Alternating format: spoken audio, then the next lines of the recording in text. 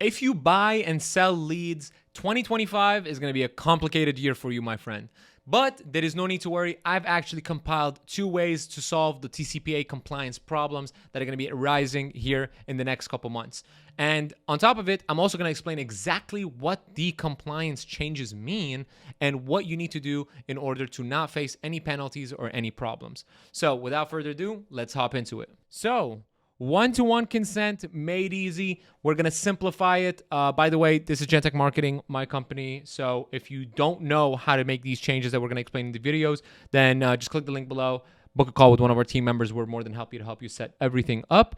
Now, what you want to do is you want to stay compliant. 2025 is the year of compliance. You can no longer do some gray area BS on Facebook. It's not the year of privacy. It's the year of choice. The choice of the consumer deciding who gets to call them and who doesn't get to call them. First things first, when does this take place? January 27th, 2025. So if you're watching this beforehand, then great, you can make these changes. If you're watching this after, then you better make these changes right now, my man, if you don't want to hit any big fines. It's super simple. What this means is a person is only allowed to consent of giving their information to the person whose page and form is being displayed in front of that consumer. That's what one-to-one means, right?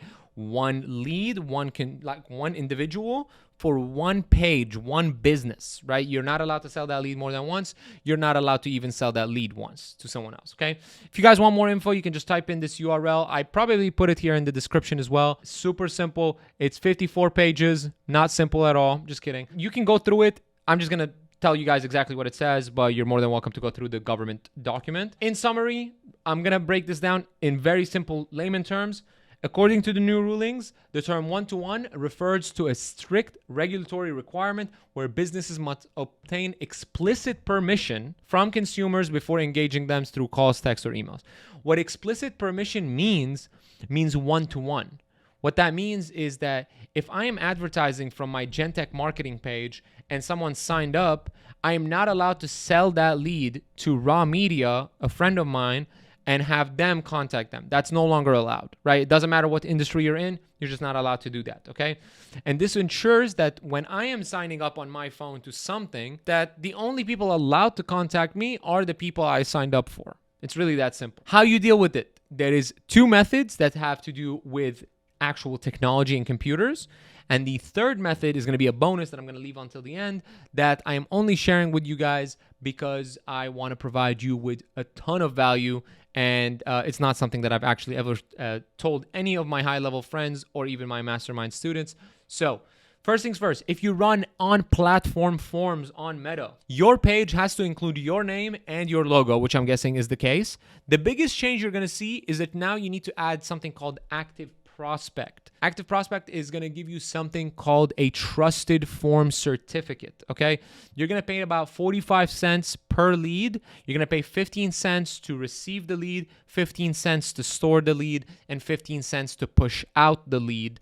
Okay, so you're going to pay 45 cents if you're using a different CRM or 30 cents if you're using Active Prospect as a CRM. I don't recommend it as a CRM, but it can be used that way if you want to. And again, this is more so if you're doing a lot of dialing. Like if you're a marketing company or you're a local business, you don't really need this.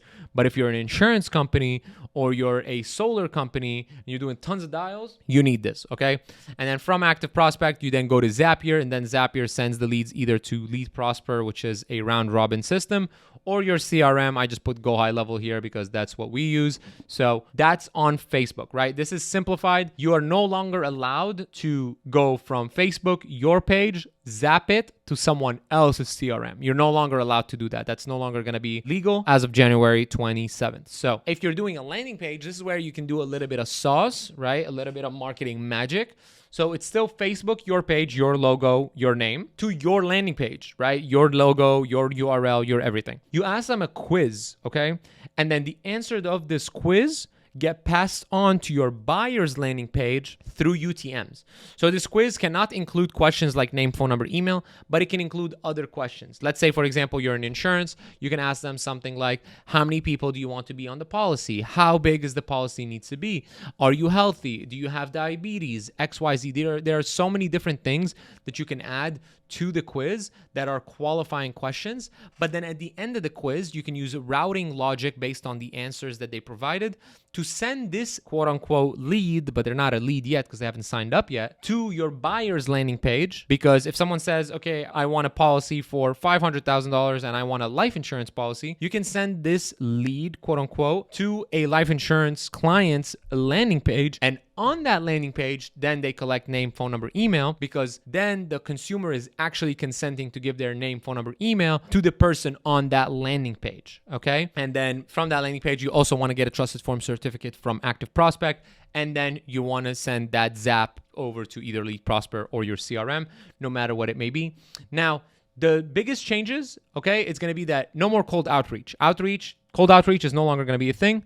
Consent must be collected directly on the website where the user interacts. So like on that landing page 2 that your client has, you would need to collect consent on that specific page. The person needs to check off a box saying, I consent you to reach out to me. And that's the only company that can reach out to them. You also have to deal with limited data sharing. The lead has to give consent individually to each buyer. So if you are generating the leads on Facebook and you're selling these leads, every person who has a potential of getting that lead needs to consent to every single one of these people, which is obviously a headache. You don't want to deal with that. So obviously people are not going to want to do that. So you're going to have to make changes to your marketing in order to adapt to this new marketplace.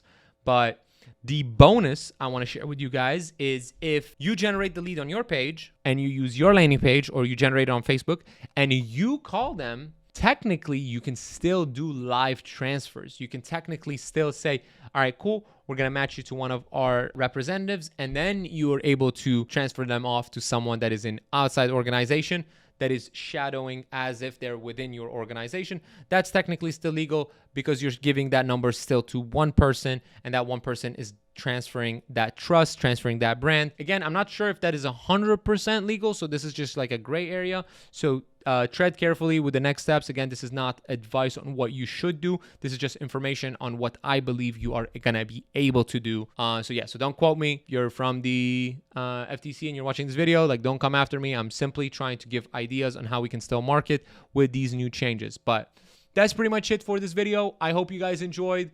I think that this is going to change the game for a lot of people. I think it's going to be for the better because good marketers are going to shine, and horrible marketers that are putting $100 stake gift cards and stealing your leads and increasing your CPMs are going to fall off. So we are going to make a ton of money in 2025 because of all the fake marketers falling off. So if that sounds interesting to you and you want to follow along what we are doing in this next year to grow our business using paid advertising, then make sure to hit that subscribe button, and I'll see you guys in the next video.